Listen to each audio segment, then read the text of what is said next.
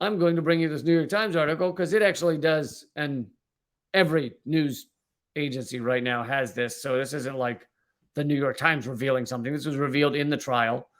There's a trial going on, and Tucker Carlson's texts, personal texts, were revealed. Just the ones that, it's not like they're revealing every little thing about his personal life, which I don't necessarily think you should go after people's personal life unless it reveals their hypocrisy. So if a lawmaker is gay, I don't think that should really matter at all unless they're fighting to pass anti-gay laws, and then it kind of matters. Anyway,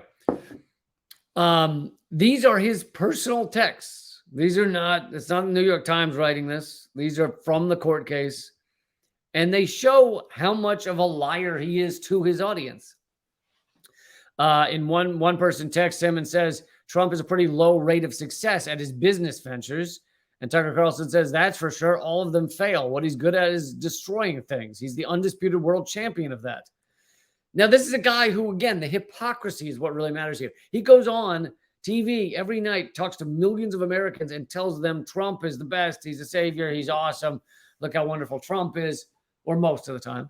I don't know if I assume he's had criticisms of Trump, but most of the time tells them how wonderful Trump was when he was president.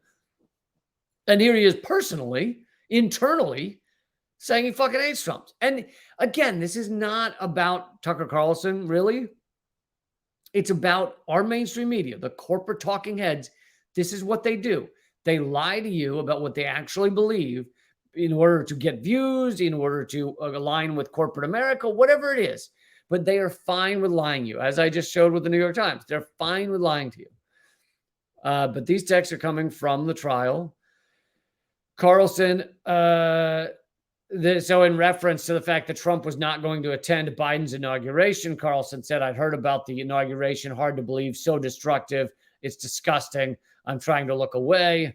Again, this is a guy who goes on TV every night in front of millions and says he loves Donald Trump.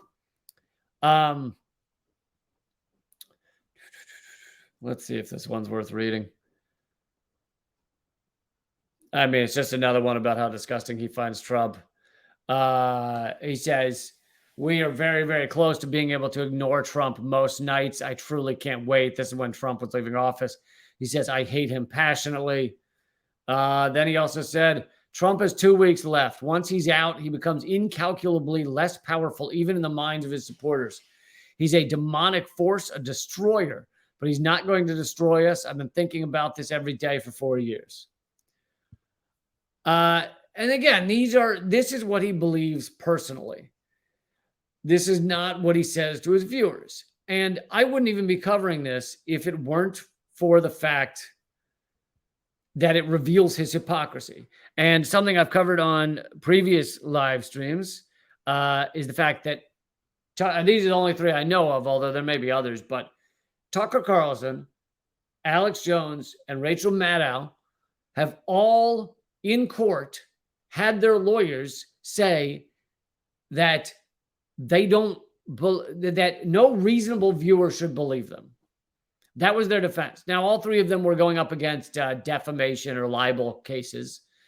Basically, they said something about someone that wasn't true, and so they were fighting that. And so the lawyer's defense was to go in front of the judge, the jury, and say, look, you can't count it as libel. You can't count it as defamation because Tucker Carlson, Rachel Maddow, Alex Jones, and each of these trials, their viewers don't believe what they're saying because their viewers know that they're full of shit. Their viewers know it's satire or it's a joke or something like that. Do you really think that that's true? Do you think their viewers actually know that? No. Their viewers believe them. Rachel Maddow's viewers believe her. Tucker Carlson's viewers believe him. They believe this shit is true. And yet behind closed doors, these people don't even care that they're lying to you on a nightly basis. They fucking lie to you and they don't give a shit that they're lying to you. Now, getting something wrong is one thing. It's not like I've never gotten anything wrong. But getting something wrong honestly, where you actively were trying to get it right, is one thing. If you do that a lot, then probably you should find someone else because if you get things wrong a lot, you're a little bit off base. But If you've occasionally had some moment where you got something wrong, okay, say you got it wrong, move on. If you actively were trying to get it right. But this is different. This is them knowing they're lying to you, knowing they're speaking bullshit, and spraying it at you anyway. And that's what the New York Times does to you. That's what Tucker Carlson does to you. That's what Rachel Maddow does to you. That's what Alex Jones does to you. That's what CNN, Fox News, MSNBC, ABC, NBC, BBC, CBC, NPR, BBS, running out of initials.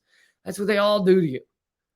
And here we are seeing the proof. And I think it's fun when you get to finally see the proof, see the evidence, see the documents, see the texts.